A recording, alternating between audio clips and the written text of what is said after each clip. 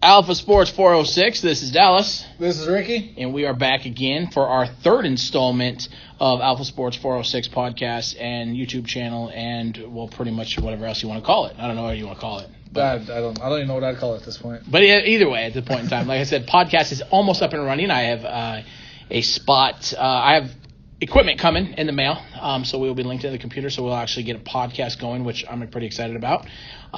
We are getting some hits on YouTube, which is kind of cool. Yeah, I dig it. You know, it's kind of cool. So, again, this is that we didn't expect to start off with, 1 million viewers and stuff. I mean, I don't know if I'll ever get 1 million viewers. That'd be cool. That'd be awesome. I mean, my ego would go up there a little bit, but can it go up any higher? Yeah, no, it can't.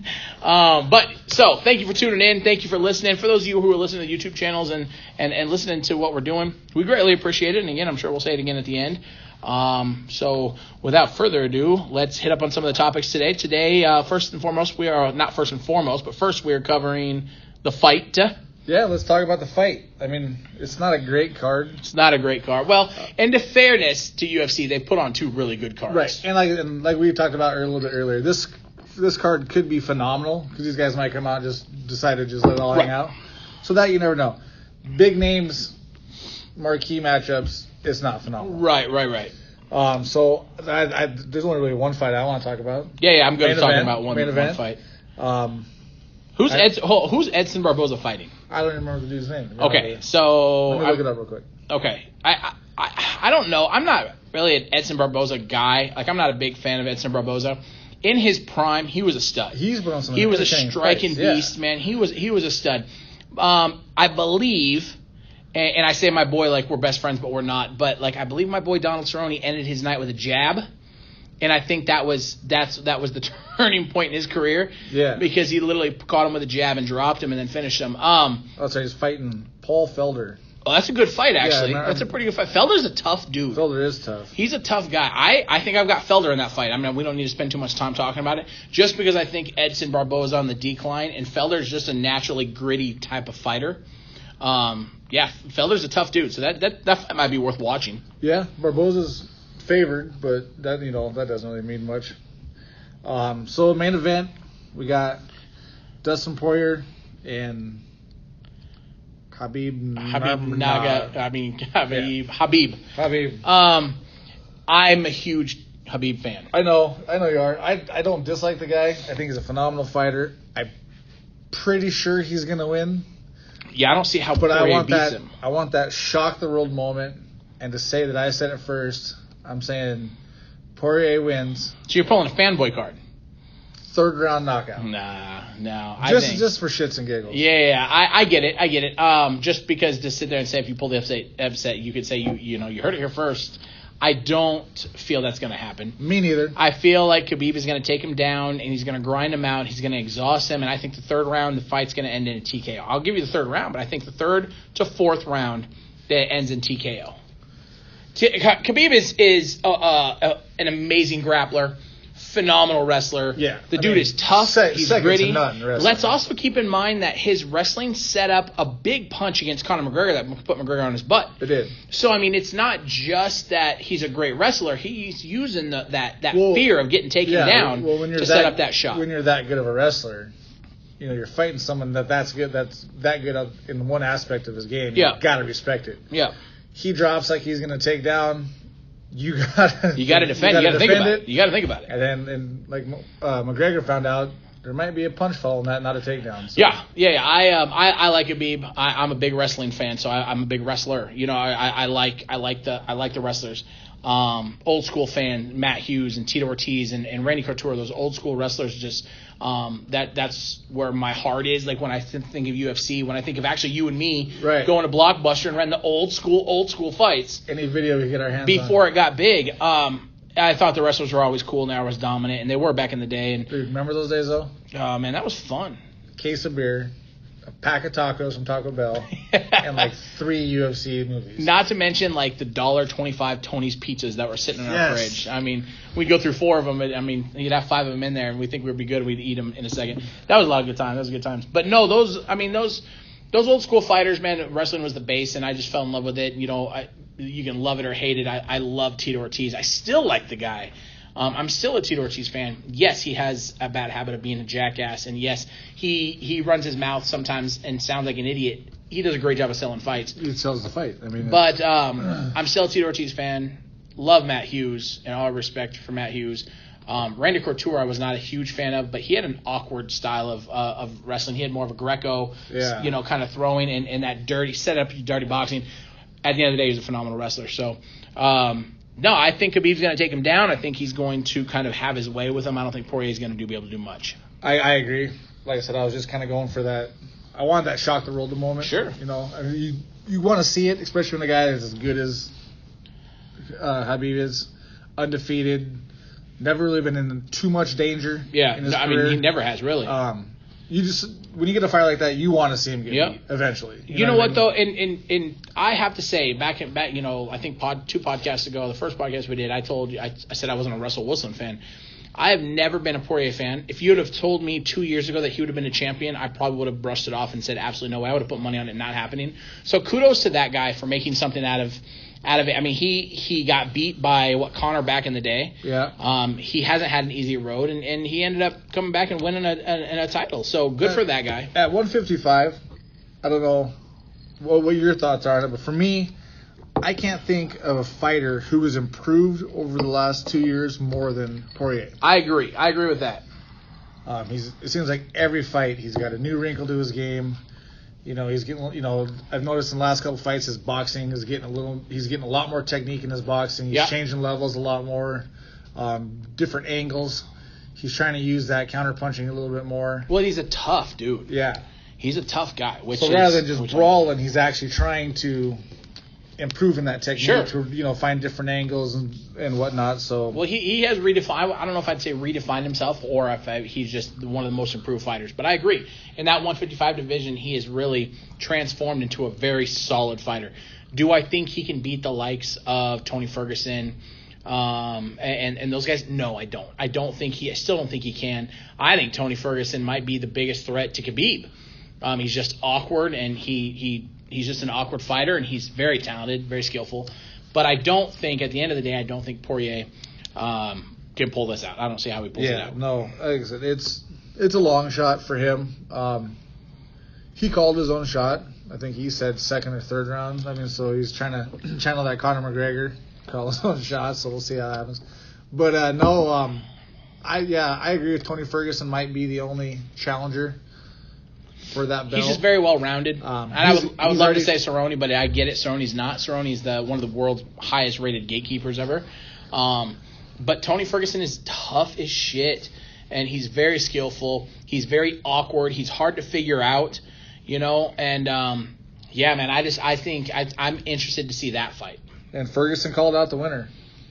Yeah, I think Ferguson deserves that shot. I think he said he wants to do it in December. Yeah, I think he's ready. I don't know. Like I said, I really like Tony Ferguson. I didn't when he won the Ultimate Fighter. I thought he was kind of an idiot. Yeah. And the more and more you watch him, he's just so damn good. He is. He's entertaining to watch. That's for sure. Yeah, he is. He never put on a boring fight. He comes to fight. That's for sure. I agree. So.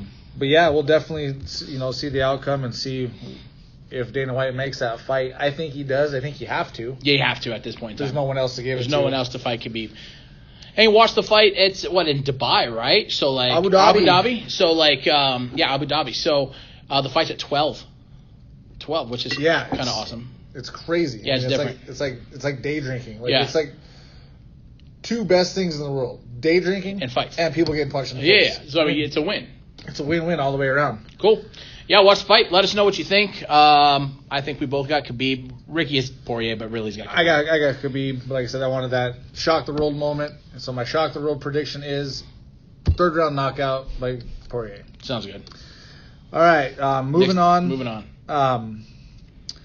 I guess let's talk a little college football. Oh, a little college football. I didn't get a chance to watch as much as I would like. I didn't either. We got a little bit busy here at the bar, honestly, and I didn't get a chance to watch as much as I wanted to. I took a 3-day trip to the lake. I didn't have no cell phone service, nothing. I watched the Grizz put on a good show. Montana Grizz put on a good show. I watched the Bobcats attempt to put up a fight against Texas Tech. We knew what was going to happen.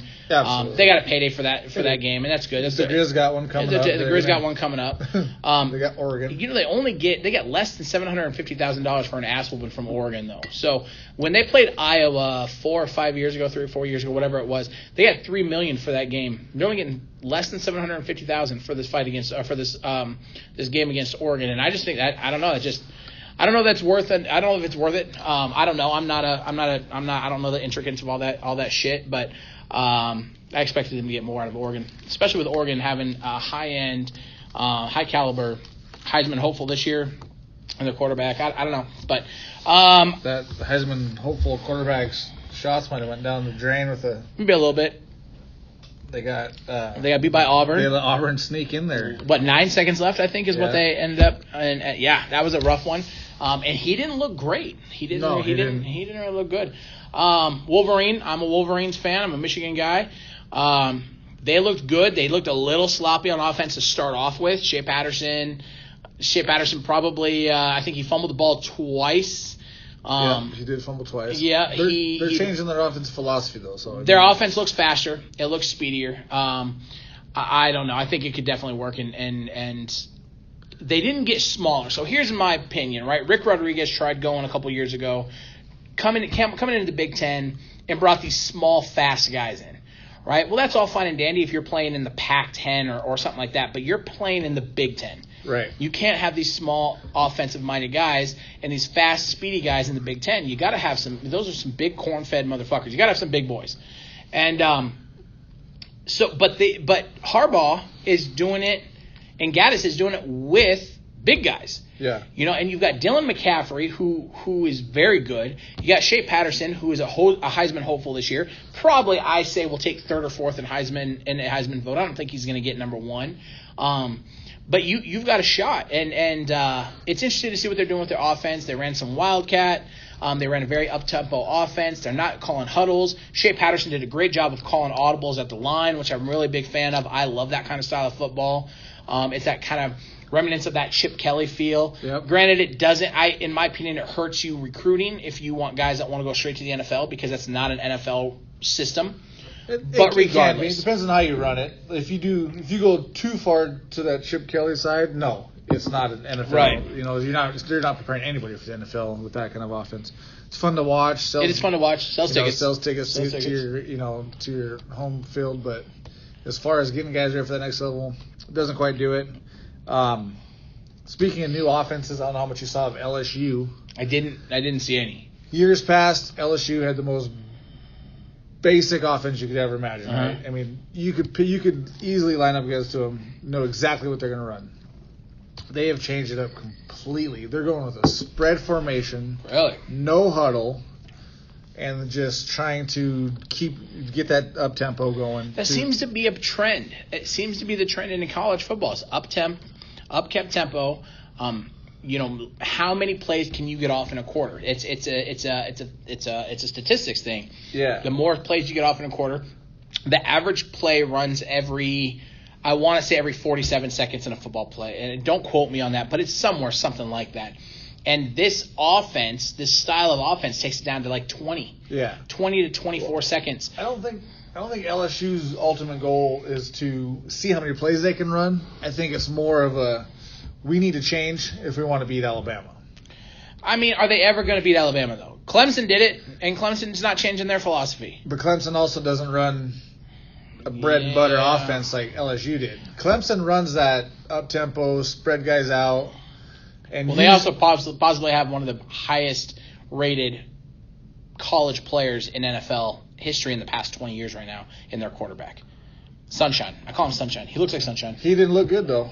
I didn't get to see him this past week. Did not look good. I know he's looked great. He looked great last year. Hopefully, it's not a sophomore slump for those boys down in Clemson. We'll see. We'll see. Two interceptions and just seems to be Alabama's kryptonite, and I hate me some Alabama. So, yeah, but LSU has always had the talent.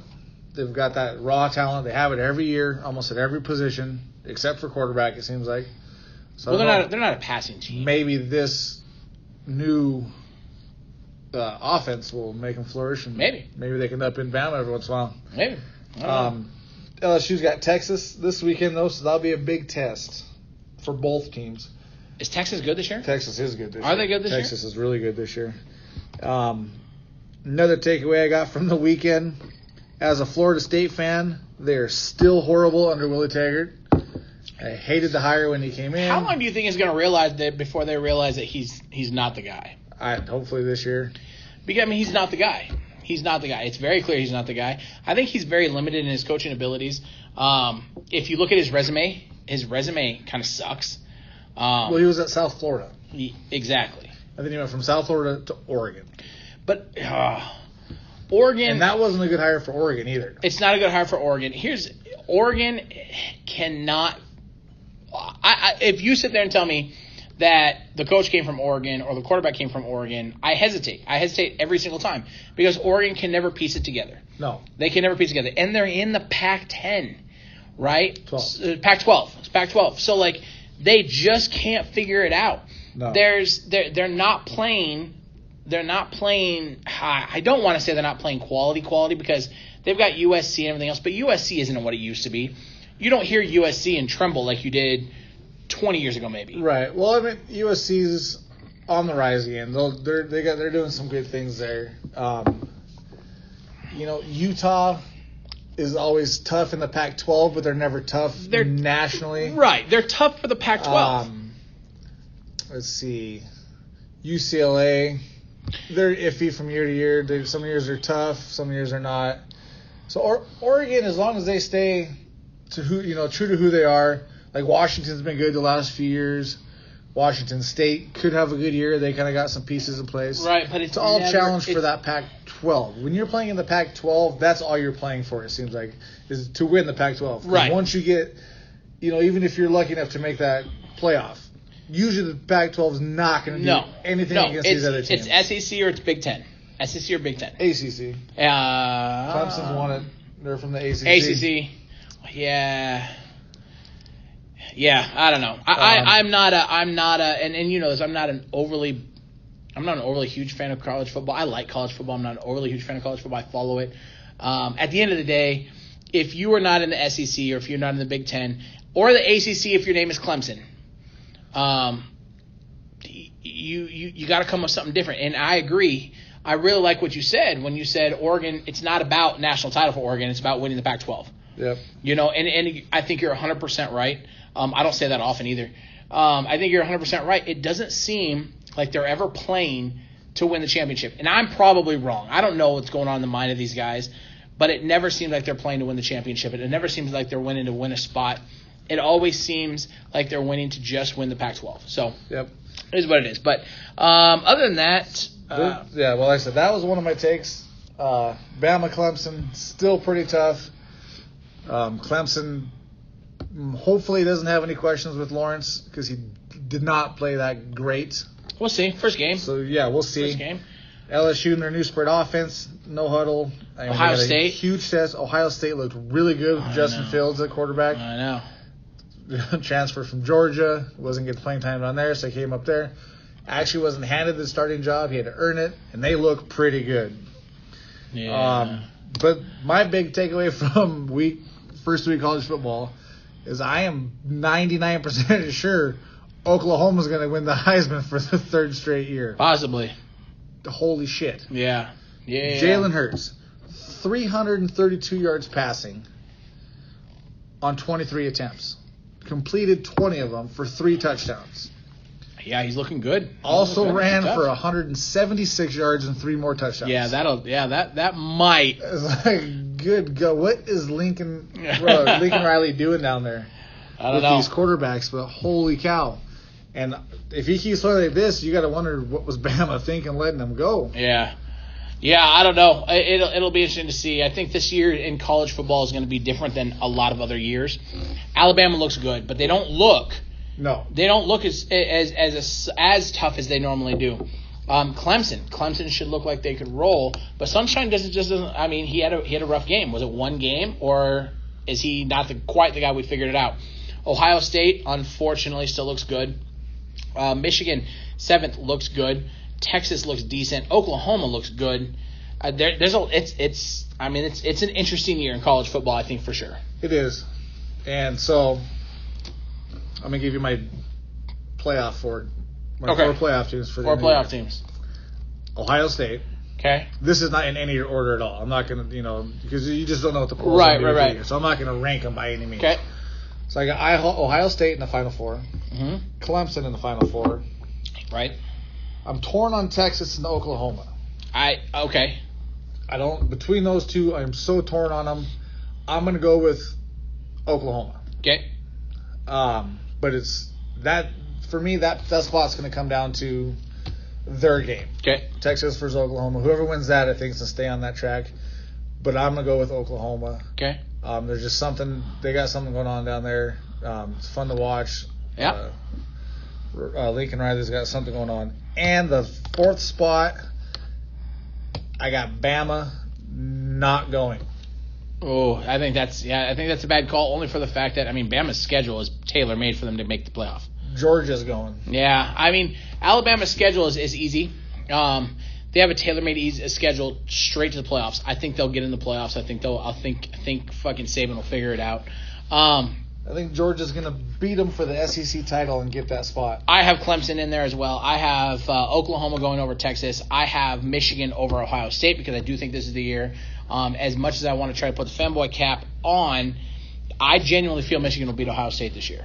And I think that'll be the difference maker in Ohio State not getting in. Yes. And I agree. I have Ohio State beating Michigan again to get there. And but I have, this and could I be just the have year it Michigan this, does it. Michigan looks tough. They have a great coaching staff this year. They have Yeah. an amazing coaching staff this year, and I think Michigan's going to figure it out. They're going to, they looked good, but they didn't look championship good. But I think they look like they were ready to take that next step. It's and a long season. I think they're gonna pull it out. So we'll see. So you got Bama, Oklahoma, Clemson, and Michigan, yes. All right. I'm telling you, I think Oklahoma's got a run of 3 straight Heismans in their belt. That might be Oklahoma. That might be. All right, moving right. on to the NFL. Before we start, I know we want to talk about this holdout issue Yeah. that all these guys are going through. Jared Goff just got paid. Did he get paid? He got paid. How much did he They get paid him a lot. Did they really? They paid him a lot. He has 2 years left on his deal, so Yeah. they've locked him up for the next 6 years. Wow. Okay. Okay, so his extension is only for 4 years. $134 million. Wow. 110 guaranteed. Jeez. That's insane. I don't see it. They paid the boy. I don't see They it. paid him. I like Jared Goff. I do. I like the Rams. I love McVay. And I like Jared Goff. I think he is extremely unproven. I don't think he's going to be. I don't even think he's in the talk in 5 years, 6 years. I don't think he's in the top 10 talk, top Right. 5 talk. I just don't see it. I don't see. He's very situational. You took away his slot receiver, and he struggled immediately. Yeah. Now he got it figured out, but he got it figured out handing the ball off and dishing it off to Todd Gurley, to where Gurley made shit happen, right? I don't foresee Goff making shit happen without Gurley. And then, I don't know. I still see it. Here's my thoughts on Goff. I like him as well. Yeah. He struggled his first year, Mm-hmm. and then here comes Sean McVay. Kind of turned it around. So now, is he a product of Sean McVay's coaching, Right. So now we've got a Belichick and Brady situation. or is he developing into that guy? Well, But you'll never know because chances of the Rams letting McVay go are very slim to none. Well, he's also surrounded with an obscene amount of talent. You've got who's his receivers? Brandon Cooks, right? Woods, Robert Woods, Cooper Kupp, who before he got hurt last year was on pace to have an incredible year. Yeah. And I know only for the fact I had him drafted as my fantasy team, and he was a stud for me, and then he got fucking hurt.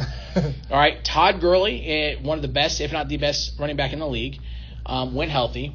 He's got a very good offensive line, a B+ rated offensive line. He's got a couple good tight ends, and he's got a decent defense to lean on, so he doesn't have to make those plays. So if you're telling me that, hey, I've got this guy, I got Goff, he's going to be on this team and he's going to be surrounded by this, then I would say Goff is going to have a very good 6 to 7 years. But do I pay him based off of the talent that I can put around him? Because at some point in time, you're going to lose these guys because you can't pay him because you paid your quarterback so much. I mean, I'm a huge Cooper Kupp fan just because, he came from that hated rival of the Grizz. But to see a guy come from that level of college football and have that kind of success. So I like Cooper Kupp. But can you really say he's got a lot of talent around him at wide receiver? I think you can. Brandon Cooks is very good. Robert Woods is very good. He's not that guy that's just going to beat everybody one-on-one. See, and he's not that DeAndre Hopkins. He's not DeAndre Hopkins, but he's one step down from DeAndre Hopkins. And about 6 inches down, too. Brandon Cooks gets a little he's kind of a journeyman, but, I mean, because he was on the Saints, right? He was a stud on the Saints. Then he was on the Patriots. And he was good on the Patriots. And then he went to the Rams last year, and he was good with the Rams last year. He's always good everywhere he goes. Right. He helps the quarterback look better, right? He's a stats guy. Is he going to be a Hall of Famer? I don't know. Maybe not. But I think Brandon Cooks doesn't get enough credit for some of the shit that he does. He's a very good receiver. Robert Woods is one step down from Brandon Cooks. He's a very good receiver. He's very serviceable. He's going to open things up. He makes plays. He's very good. Listen, you have Brandon Cooks, you have Robert Woods going over the top, and then you have one-on-one with Cooper Kupp straight on a linebacker. And Brandon Cooks has the speed to pull a safety in, right? So you have Robert Woods one-on-one with a linebacker, and he wins that. He has one-on-one with a free safety, and he wins that every time. So I think then you have Gurley, who they have to keep 8 in the box for Gurley, because at any point in time he could take a handoff, he can take it to the house, he can dump off, take it to the house. That offense is tailor made for a quarterback to come in and look good. And I don't know if I give Goff $130 million based on the fact that, especially $110 guaranteed, because you have to pay your other people around him. You do, and I don't think he should have got that much either. I'm just not as sold on his supporting cast as you are. Brandon Cooks is good. I think they all tie in very well together. Yeah, they play well together. They mesh very well. Just on a standalone talent basis, I don't think any of them is really that great. Right. Todd Gurley is for sure. As long as he's healthy. Is he healthy though? They're kind of keeping that to themselves. They're not saying too much. Well, when you keep 2 handcuffs on your team for your running back, it doesn't look good. No.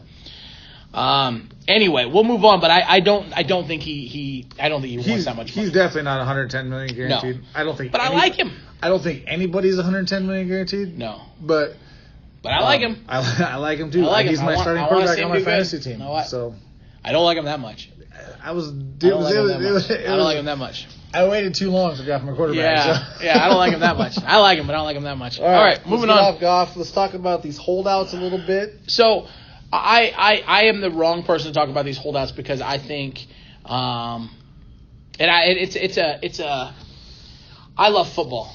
And we love football, and I'm a diehard football fan, and grew up playing football, and I mean, how we even coached little guy football, and we coached kids, and we coach football. I love football. Every year I come around, I look forward to football, and when it's just tainted with bullshit about these guys who are making $5.8 million a year, wanting more money because they have the ego to sit there and say, I want to be the highest paid running back in the league, like Ezekiel Elliott, it ruins the sport for me. And then it really ruins the vision of these guys. I could care less. I could care less. And I want to see Jones come out to stick to his word. I think he's smarter than that because I do think Ezekiel Elliott is the key to that offense as opposed to Dak Prescott. But I will tell you, I will forever be a Chargers fan because they come out and they said, you know what, Gordon, you can either ask for a trade or you can not play. You can sit. You're set to make $5 million this year. So you're going to either make the $5 million this year or you're going to sit and not make anything, hurt your stock, and we're not paying you, and we're going to talk about this till the end of the year. I love that stance. And right now, and we're very adamant about keeping politics out of everything.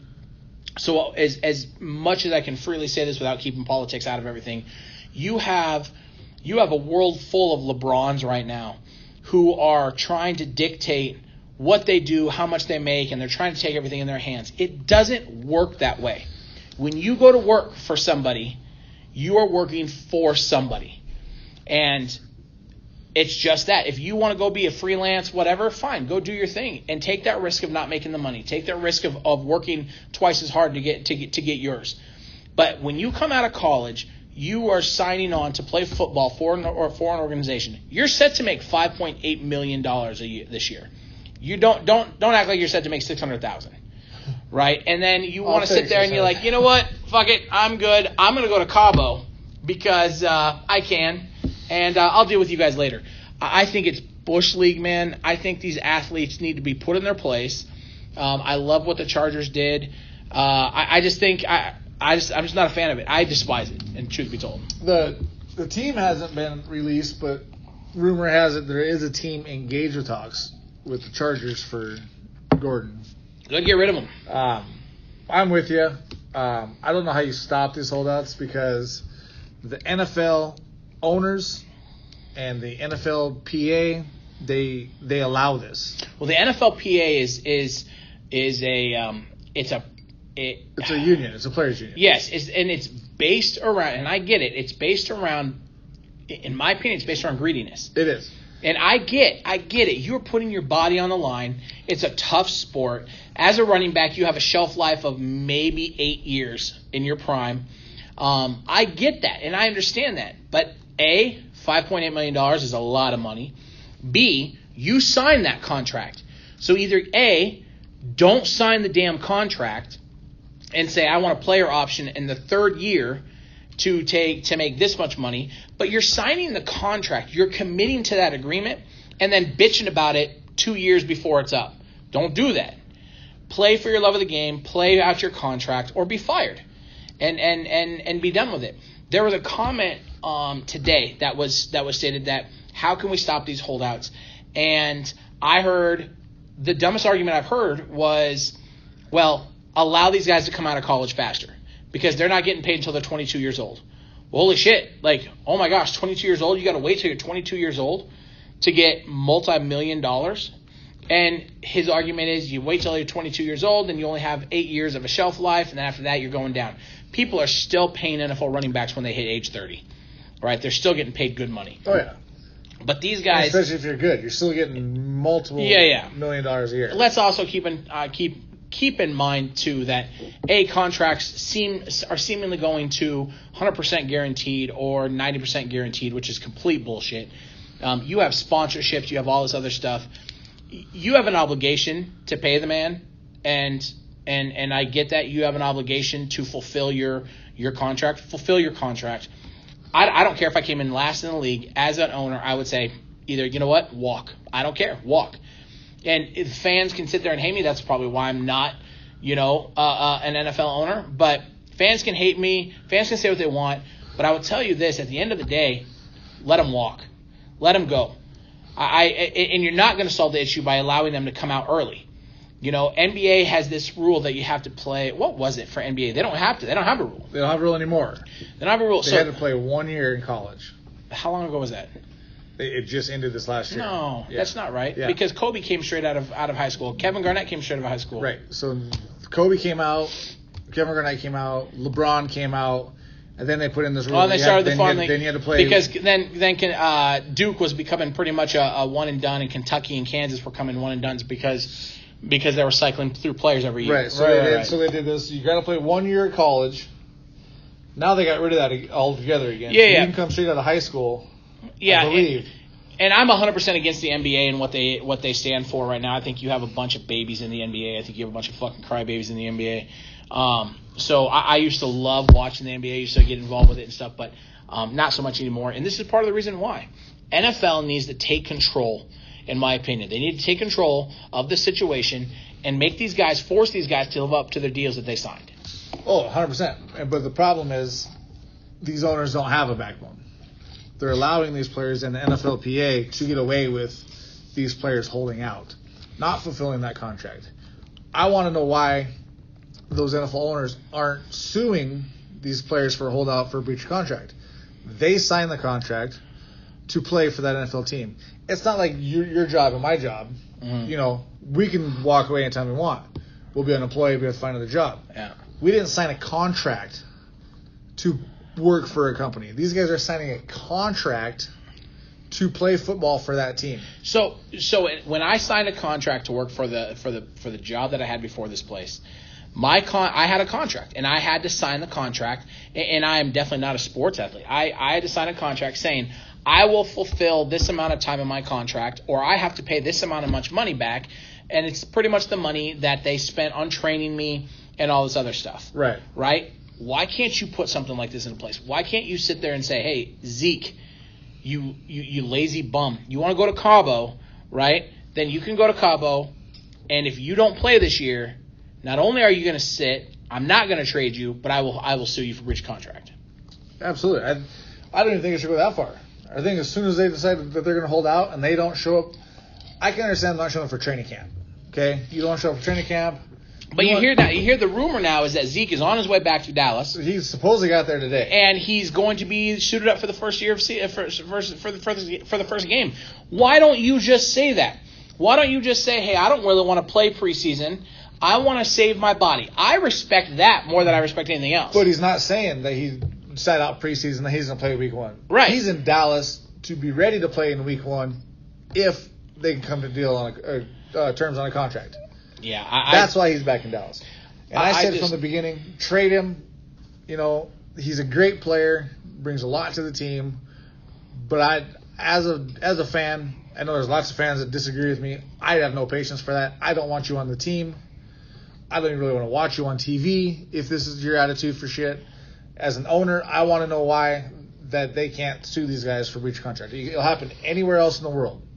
Anywhere else in the world if you don't fulfill a contract. Except for in sports. You can walk all over that contract as much as you want and with no repercussions. Your repercussion is you're going to get more money in the end. These guys coming out of college earlier, is that going to solve anything? No. It's not going to solve anything. All they're going to do is that holdout's going to come sooner. Yeah. The holdout's going to come at age 20 instead of 22. The holdout's going to come at age 21 instead of 23. I mean... And if these guys are so worried about their bodies, I mean, I get it. I mean... You know, especially the position of running back. Yeah. Newsflash. You got a free education. Yeah. Use it. Yeah. Well, you're also, at the same time, you're also making $5.8 million a year, so which probably roughly comes out to $3.2 million a year to $3.6 million a year, somewhere around there, right, after taxes, which is... Depending on what team you live in. Depending on which team you're going to, depending on where you go. If you're Elliott and you play for the Cowboys, you don't have a tax. So... At the end of the day, like, yes, I get it that it's your body and everything else. You signed up to play this sport, and you're still making a shit ton of money off of this sport. Oh yeah. Man up, fulfill your contract, be what you're supposed to be, and fulfill your contract, and then get a huge contract, even a year out. I get it, 2 years out, sitting here saying, hey, coach, next year. I want to prove myself. But what they're doing is they're essentially saying, okay, I'm going to sign this shitty contract just in case I play like shit. And then when you don't play like shit, or in this case, when you have Ezekiel Elliott, who runs behind, in my still opinion, the best offensive line in the league, if not one of, right? Then you're offering, which if you look at Ezekiel Elliott's argument, it kind of null and void considering the fact that Darren McFadden gained 1,100 yards against that offensive line, or with that offensive line. You're sitting here saying, I'm going to be this stud, I'm going to be this guy, but it's going to take me a few years to get there. And when it does take you a few years to get there, in 2 years, 3 years, then you're saying, okay, well, I want more money. I told you I was going to be good. I just think it's bullshit. I'm not a fan of it. I can ramble on about this forever and ever, but I think at the end of the day, it's just a bush league. I think they're pieces of shit. Well, I mean, if you want to get, if you want to get real about it, they did it to themselves. They did. They came out. Up until 5 years ago, rookie contracts could have been the moon. Mm-hmm. I mean, there was no cap on it whatsoever. Sam Bradford got like a $60 million deal straight out of college. Yep. Okay. We all know how that panned out. Right. So now they have these caps on. You can only make so much if you're drafted in the first, 5 picks of the first round, or the second 5 picks of the first round, and so on and so forth. So these guys did it to themselves. Yeah. By being too greedy. And now they have to play on these smaller contracts to be greedy. Yeah, I don't think it's a win. I don't think it's a win in any situation. You have the Le'Veon Bells out there. You have the Melvin Gordons out there. You have the Zeke Elliott's out there. I mean, there's multiple people. I get it. You're trying to start this movement, and they've openly come out and said they're trying to start this movement where we're going to take control and we're going to take this. That is not your job. Your job is to sit there and play for who you signed with and sign a contract with. Learn to fulfill your contract, and then you can go on moving on and do whatever you want. That's it. That's how I feel about it. So, and it's this standpoint that I have a very negative outlook on the state of NFL when this next collective bargaining agreement expires. Oh, it's going to be horrible. I got no faith that they're going to get a deal done. No, I think they will 100%. They'll go into a strike. They'll go into a strike, probably for a season, and I don't know if the game can rebound from that. We'll see. Yeah, I don't know. I mean, it killed baseball. It took a steroid-fueled home run race to bring baseball back. And baseball still isn't nearly what it used to be. No. And it's not. Like, you can look at the ratings, you can look at the numbers. Baseball is not what it used to be, and baseball's in trouble now. So they don't care, and I want all these guys to get regular jobs and deal with it and shut the fuck up. And I that's just how I feel about it. I want these guys. I'm excited to see these guys go on strike. Or use that free education. Yeah, or use the free education that most of them didn't do anything with, and they'll never do anything with. 85% of people playing in the NFL was a scholarship. Yeah, they got free education. Yeah. So, all right. Well, moving on. We have picks coming up, right? Yep. We're gonna do our picks. This is where you guys need to get involved a little bit. You guys need to let us know who your picks are. Challenge us.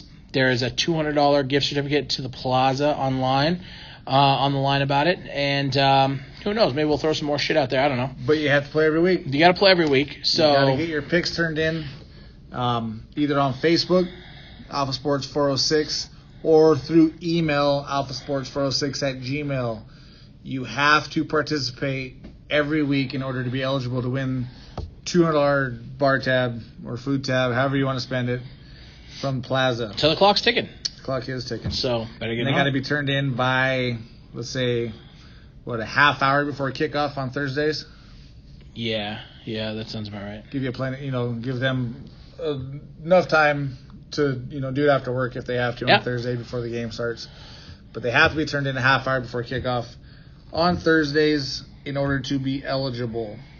So Rick has his picks in front of him, and I don't have my picks in front of me. So you're gonna have to just draw a line underneath mine, and you circled yours, which is really cute. I mean, they look really nice. Hey, look really nice. I'm prepared. Okay, moving forward. First game, Thursday night game. Can't wait for football. 2 more nights. Green Bay versus Chicago. It looks like we both agree on this one. I'm going Chicago. I got Chicago. I think Chicago's going to have a good year. I don't know if it's going to be a phenomenal year, but I think it's going to be a very good year, and I think they beat Green Bay. Yep, I got Chicago. Probably by a couple touchdowns, but I'm not going to get the scores. I think Chicago's been pretty damn good this year, and that defense is going to be relentless. I think that defense is going to be very mean. Led by next one up is, and I believe most of these games, there's a few that aren't, but there's a lot of games that are division rivals. Is there really? Yeah, we got Green Bay, Chicago. Next game is Washington against Philadelphia. Washington versus Philadelphia. I picked Philadelphia. I got Philadelphia. I think Washington's a shit show this year. Next we got Bills and Jets, another divisional game. That is a divisional game. That's a tough one. I'm gonna go with the Jets. I think they have more offense. I think they have more weapons to get the job done this year. I don't think they're going to be all sunshine and rainbows, but I think they're going to be clearly better. Yeah, and I went back and forth on that game, honestly. I almost took the Bills. Josh Allen is looking decent. If it was in Buffalo, I probably took the Bills in this game. Josh Allen's looking decent. But I'm going to give the Jets a nod at home. He's not looking bad. Next one, Falcons and Vikings. I got the Vikings. I think Vikings are going to have a hell of a year. That's a tough game, though. It is. That's a tough game for them. But I think the Vikings are going to have a hell of a year. They got a good-looking defense. They have a good-looking offense. I think they're well coached. The only question that they have on that team is Kirk Cousins, and can he get the job done when it matters? I think this year he finds a way to get it almost done, but I think they're going to be beat outright by a better team. But I think the Vikings are going to be a good team. Yeah, I got the Vikings in that one as well. As we found out in our divisional picks last week, I'm not too high on the Falcons this year. So I definitely got the Vikings in this one. Okay. Next one's Ravens-Dolphins. I think the Dolphins very well might go 0-16. I mean, if there was another option to pick in this game, I probably would have taken it. I'm not real high on either team. But I'm going with the Ravens. Yeah, I go with the Ravens. I'm not. I will most likely pick against the Dolphins every time this year, unless somebody just proves that they're just even unless worse. Rosen or comes out. Yeah, I don't know. Next one this game was super hard to pick. Chiefs Jaguars. That's a tough one. Yeah, and I went back and forth on this game for a while. Both are really good teams, and I'm giving taking the home field advantage for the Jaguars. I got Jacksonville winning this game. So I'm going to go with the Chiefs on this one, and I'm not as high on the Chiefs this year as everybody else is. I think Mahomes is going to get grounded a little bit this year, but I don't think the Jaguars, and I think the Jaguars are going to have a good year, but I don't think they're going to figure it out right away. Right. And that's why I say the Chiefs this time instead of the Jaguars. I think the Jaguars will have a better year at the end of the year than the Chiefs. And if that defense can figure it out, and if Fournette can get going, Fournette looks good. He's lost 20 pounds. He's ready to run. He's pissed off at his last year. I think Fournette's going to have a decent year, but I don't think they're going to quite figure it out till week 3 or 4. Right. Next one is the Titans versus the Cleveland Browns. Browns. I go Browns all day. Yeah, I'm going Browns. Yeah, I think that offense is going to – I think they're going to score 35 points. This is week 1 of Baker Mania. Yeah. Yeah. And I don't want to hear anybody jumping on the Browns bandwagon halfway through the season when this team is phenomenal. You're going to see Browns lanyards, and you're going to see T-shirts and jerseys everywhere. You're going to see Browns fans you've never seen before. Yeah. And it's all because Baker Mayfield. Which, side note, have you watched the new show on USA, Straight Up Steve Austin? No, I've seen highlights of it on Bleacher Report, but I have not actually watched it. Watch it when you get a chance. It's a different interview format. Like, he brings in a different celebrity each week, and they just have like a crazy day. Like, they just do just off the wall shit. That's funny. And the whole time, Steve Austin's talking to them about their careers, how they got started. It's a completely different interview. Okay, that's cool. But Baker Mayfield was on there. 3rd episode, I think. It was pretty good. Really? Yeah. Just a laid-back, cool dude. He's a funny dude. All right, moving on. Rams, Panthers. I got the Rams in this one. This was another. There's a few games in week 1 that are tough to pick. I got the Panthers possibly breaking through a little bit this season, but I think your reason for taking the Chiefs or the Jaguars because the Jaguars aren't going to get it figured out right away. Right. I don't think the Panthers are going to figure it out right away. So I got the Rams winning that one. I've got the Rams only for the fact that I don't think Cam Newton is going to be 100% healthy for this game. I think his ankle is going to hurt a little bit. I don't know if he's going to fully recover throughout the year if his ankle's a little sore because he's going to play through it. So I picked the Rams only for that reason. All right, moving on, we got Bengals and Seahawks. I got Seahawks. Yeah, I got Seahawks. That's a no-brainer. Bengals look like shit this year. Yeah, Bengals, they don't have much to offer. They don't. Their offense could possibly keep them in games every once in a while, but that defense, I just don't see it doing much. Yeah, I agree. Next, we got Colts and Chargers. I got Chargers. Would you have the Colts if they had Andrew Luck? Most likely. But he busted, so... Moving on. I agree. I think the Chargers are gonna have a good year. Yeah, I think the Chargers have a pretty decent year too. But yes, I probably would have taken the Colts. Do you think Gordon's gonna come out and play, or do you think he's gonna stick to him being a little bitch? I don't think he's gonna play. You don't think he's gonna play? I for don't think Chargers? he's gonna play at all.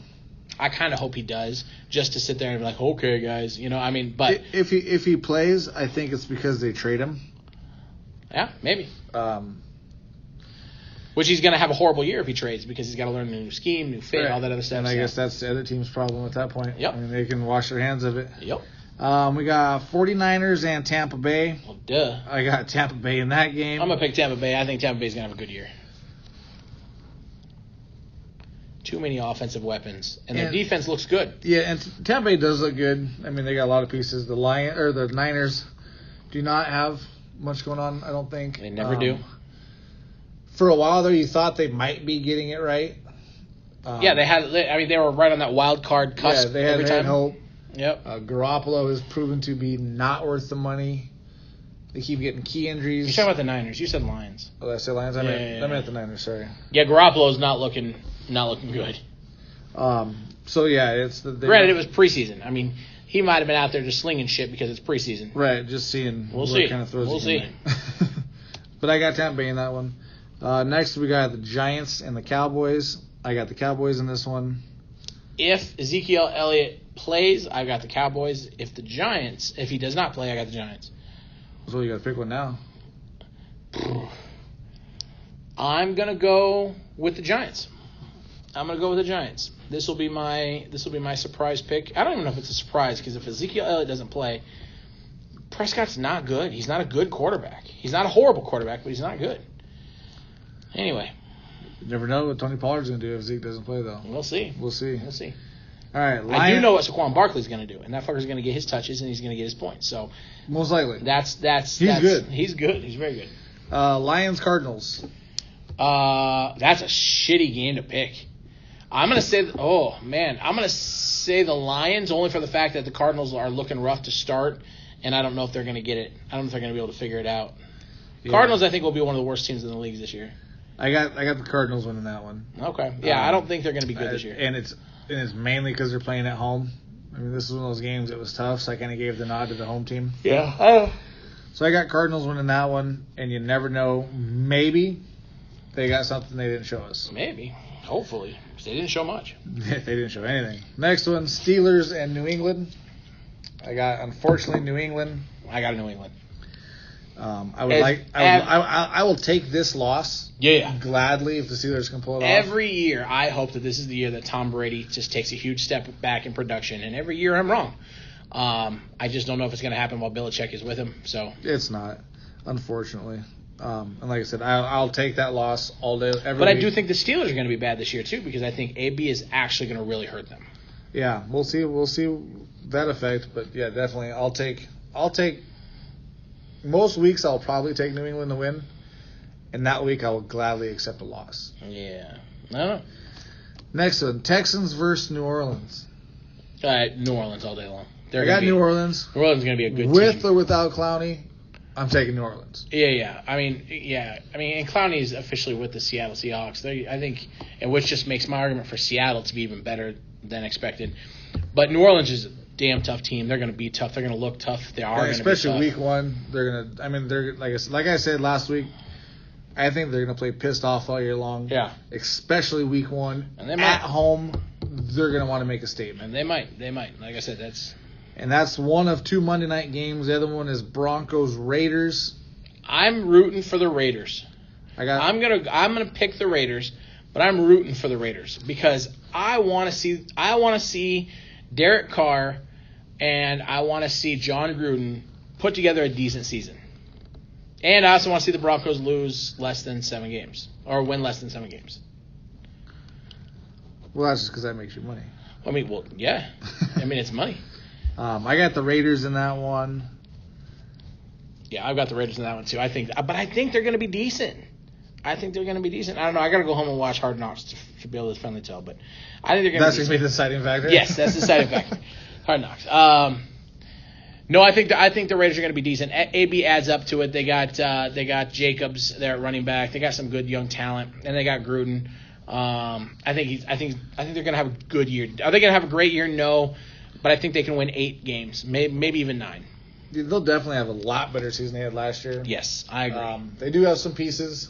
We'll see. They've got a couple big pieces. If Jacobs comes out and has a decent rookie year like they're projecting him to, they could have a high-powered offense. You know? They really could. With AB, Derek Carr throwing the ball, Jacobs running the ball, they could have a high-powered offense. So it's going to be interesting to see. I like Carr. Yeah, I like Carr. I'm a Carr fan. I really like his brother. I don't know why. There's just something about him I like.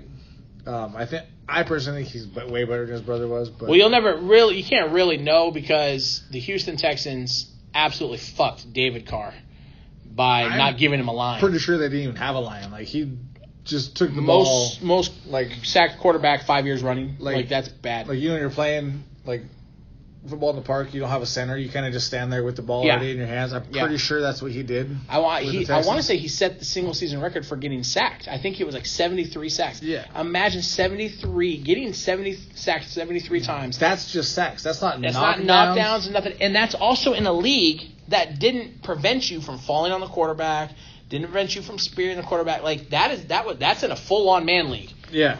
I mean, we don't have a man league now. But yeah, it's his brother did get the short end of the stick. Yeah, that's for sure. He's a hell of an analyst, though. I like it. He's a hell of an analyst. He's smart as hell. He really is. He knows what he's talking about. You know who else is a hell of an analyst? Jesse Palmer. Yeah. Another guy, serviceable quarterback. Yeah, did okay. Was a pretty decent college quarterback. Came in the NFL, was serviceable. Yeah. If he came in the game, you didn't just automatically lose. Right.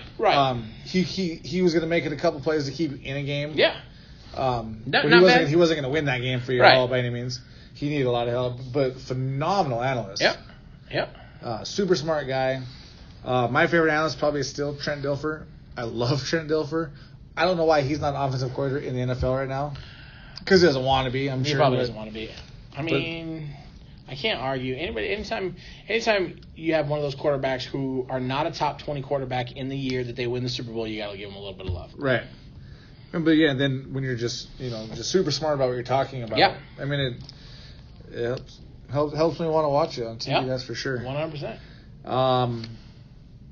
I got nothing else. I think that's it, man. I do want to keep. I do want to keep compiling some stats though. So get us your top 3 running backs. We're gonna get to that. I just want more feedback from everybody before we bring this to a show. This is a tough one. Because you have a lot of factors into the running back discussion.